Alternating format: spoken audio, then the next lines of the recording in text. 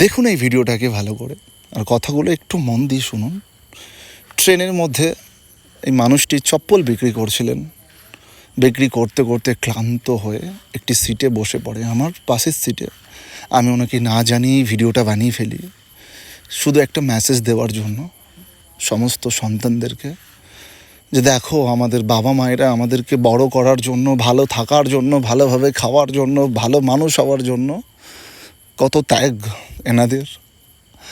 আর যে সমস্ত ছেলেমেয়েরা বাবা মাকে ধোঁকা দাও, বাবা মায়েরা সারা দিন কঠোর পরিশ্রম করে মাথার ঘাম পায়ে ফেলে শুধু আমরা ভালো থাকবো বলে।